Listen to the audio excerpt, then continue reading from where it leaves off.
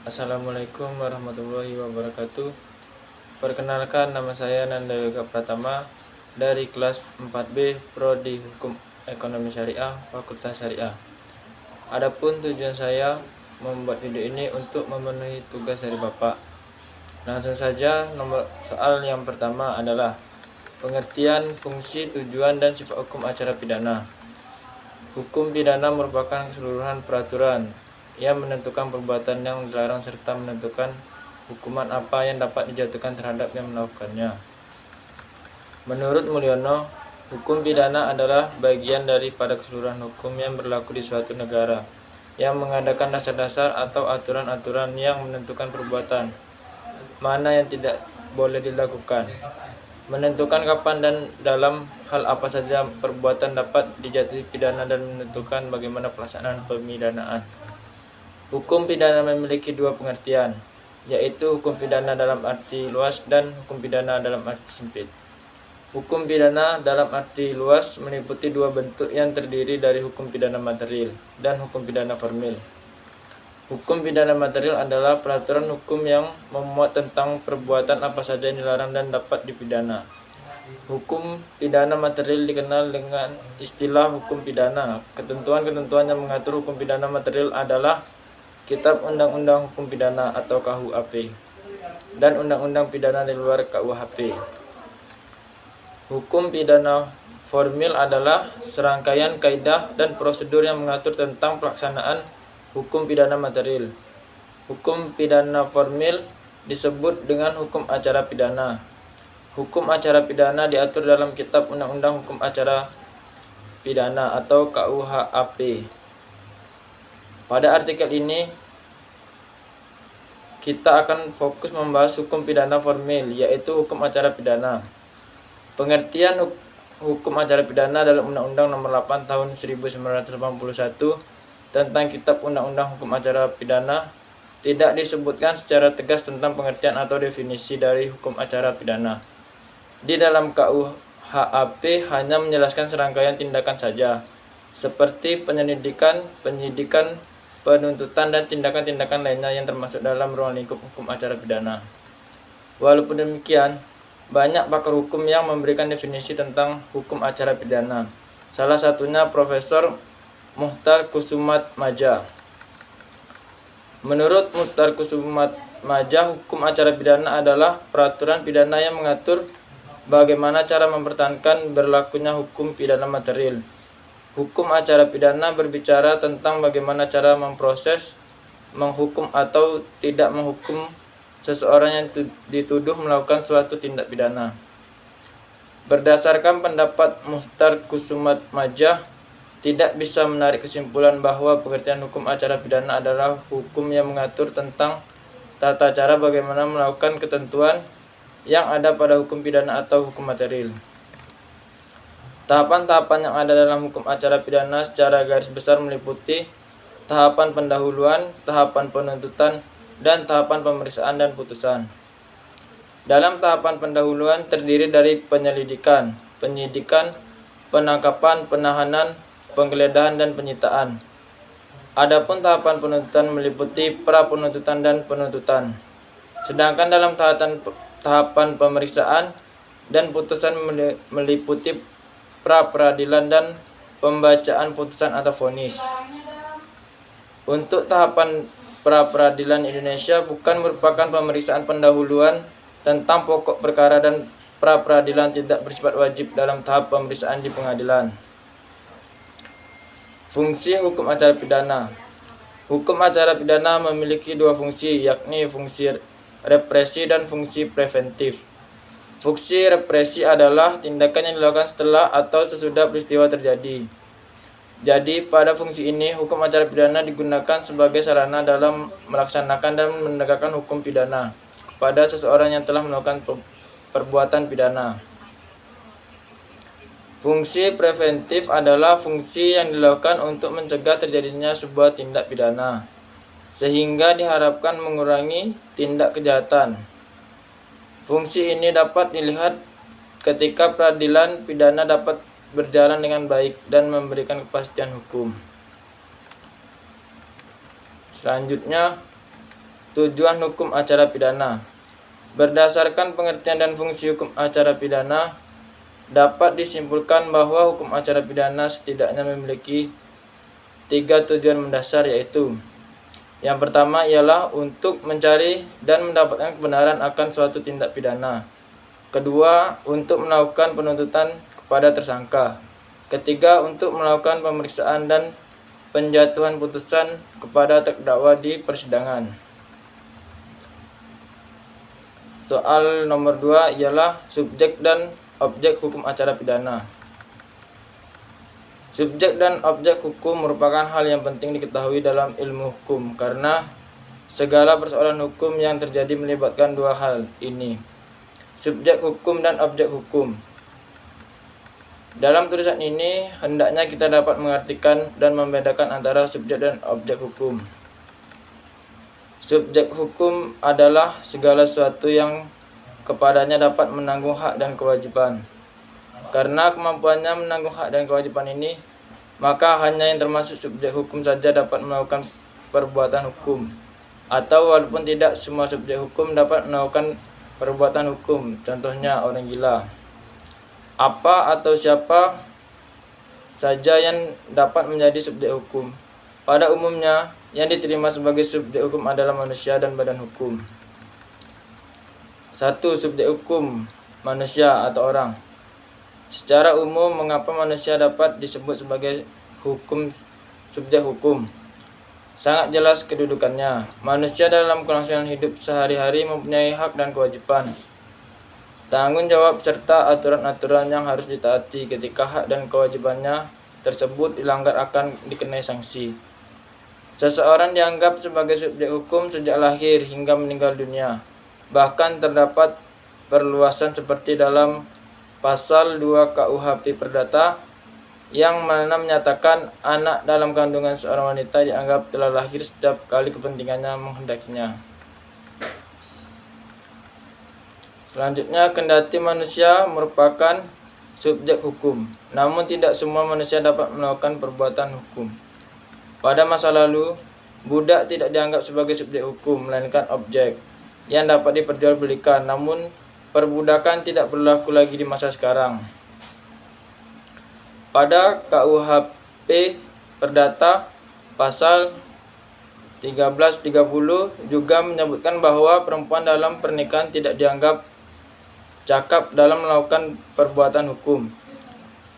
Namun aturan tersebut telah dicabut melalui surat edaran Mahkamah Agung nomor 3 tahun 1963 tentang gagasan menganggap Burgerlich Wetbold tidak sebagai undang-undang dan pasal 31 Undang-Undang Perkawinan serta Undang-Undang Perkawinan yang menganggap kesetaraan kedudukan suami dan istri.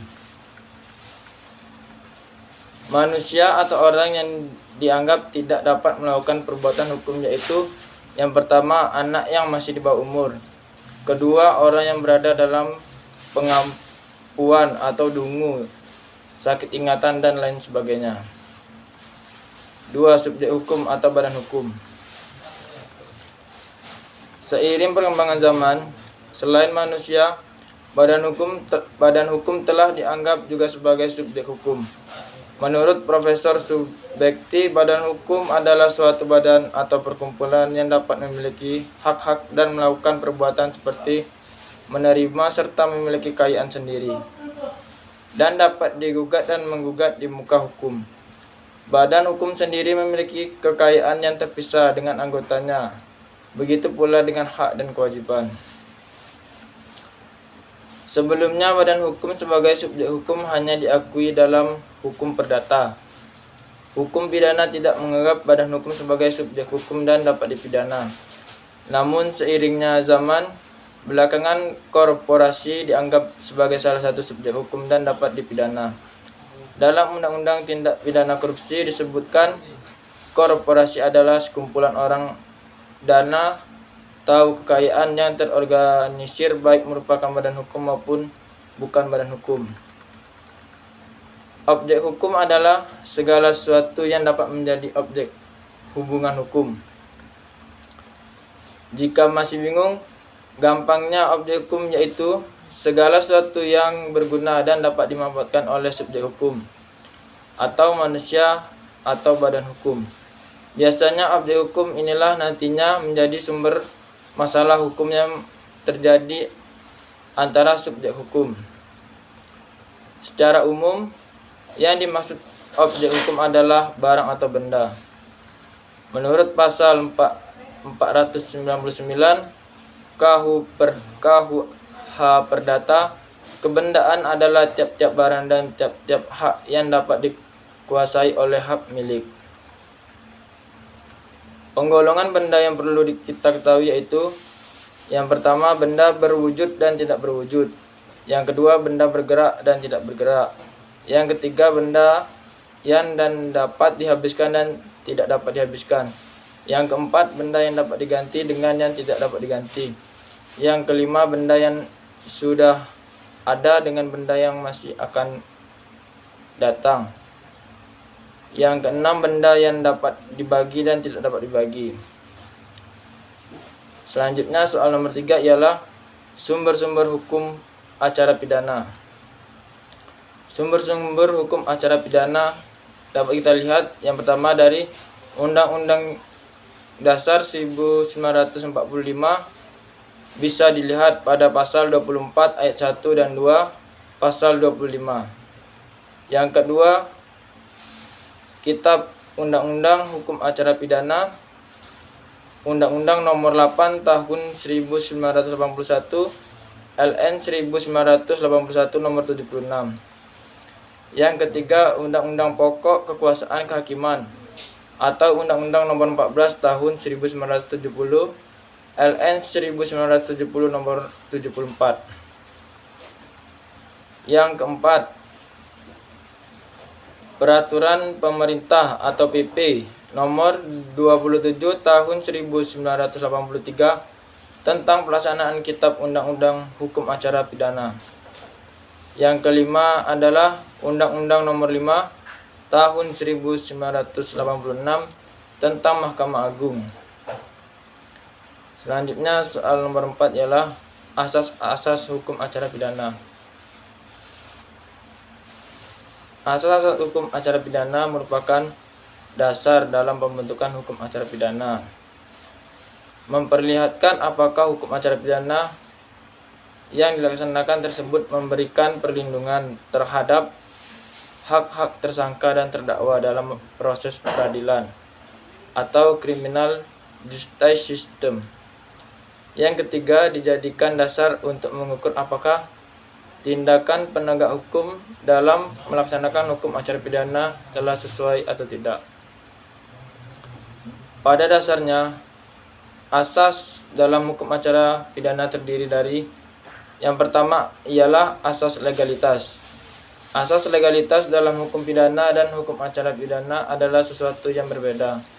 Dalam hukum pidana, asas legalitas dapat diartikan tidak ada suatu perbuatan yang dapat dipidana tanpa peraturan yang mengaturnya. Namun, dalam hukum acara pidana, asas legalitas memiliki makna setiap penuntut umum wajib segera mungkin menuntut setiap perkara. Artinya, asas legalitas lebih dimaknai setiap perkara hanya dapat diproses di pengadilan setelah ada tuntutan dan gugatan terhadapnya. Sedangkan penyimpangan terhadap asas ini dikenal dengan asas oportunitas, yang berarti bahwa demi kepentingan umum, Jaksa Agung dapat mengesampingkan penuntutan perkara pidana. Selanjutnya yang kedua, asas diferensiasi fungsional. Asas ini menyatakan setiap aparat penegak hukum dalam sistem peradilan pidana memiliki tugas dan fungsinya sendiri yang terpisah antara satu dengan yang lain. Yang ketiga ialah asas lex scripta. Asas ini berarti hukum acara pidana yang mengatur proses beracara dengan segala kewenangan yang ada harus tertulis. Selain itu, asas ini juga mengajarkan bahwa aturan dalam hukum acara pidana harus ditafsirkan secara ketat. Selain yang disebutkan di atas, terdapat beberapa asas dalam hukum acara pidana yang secara eksplisit juga diatur dalam Kitab Undang-Undang Hukum Acara Pidana Indonesia, itu asas peradilan cepat, sederhana, dan biaya ringan. Pemberlakuan asas ini sebenarnya diatur dalam HIR. Selain itu, diatur juga dalam Undang-Undang Nomor 48 Tahun 2009 tentang kekuasaan kehakiman dan menyebutkan peradilan dilakukan dengan sederhana, cepat, dan biaya ringan. Sederhana berarti pemeriksaan dan penyelesaian perkara dilakukan dengan cara efisien dan efektif. Sedangkan biaya ringan artinya biaya perkara yang dapat dijangkau oleh masyarakat banyak. Adapun cepat diartikan segera. Peradilan cepat sangat diperlukan terutama untuk menghindari penahanan yang lama sebelum ada keputusan hakim. Apabila mengacu pada KUHP, terdapat beberapa pasal yang dapat dikategorikan sebagai perwujudan dari asas peradilan cepat, sederhana, dan ringan, yaitu misalnya dalam pasal 50 ayat 1 merumuskan tersangka berhak segera mendapat pemeriksaan oleh penyidik dan selanjutnya dapat diajukan kepada penuntut umum. Apabila mencermati pasal 50 ayat 1 tersebut, terdapat kata segera, yang berartinya tersangka memiliki hak secara cepat mendapatkan pemeriksaan yang selanjutnya diajukan kepada penuntut umum untuk dilakukan pemeriksaan di pengadilan. Ini menunjukkan pentingnya suatu kepastian hukum dalam pelaksanaan hukum acara pidana. Selanjutnya, soal nomor 5 ialah ilmu pembantu dalam hukum acara pidana. Ilmu pembantu dalam hukum acara pidana yang pertama yaitu logika. Dalam usaha menegakkan kebenaran, orang tentu memakai pikiran dalam menghubungkan keterangan yang satu dengan yang lain. Dalam hal ini dibutuhkan logika itu. Bagian dari hukum acara pidana yang paling membutuhkan logika ialah masalah pembuktian dan metode penyelidikan. Pada usaha menemukan kebenaran itu biasanya digunakan hipotesis atau dugaan terdahulu, bertolak, dan hipotesis inilah diusahakan pembuktian yang logis. Kenyataan-kenyataan yang ditemukan menarik pikiran pada hipotesis dan dengan penemuan fakta-fakta sesudahnya akan membentuk konstruksi yang logis. Yang kedua, psikologi.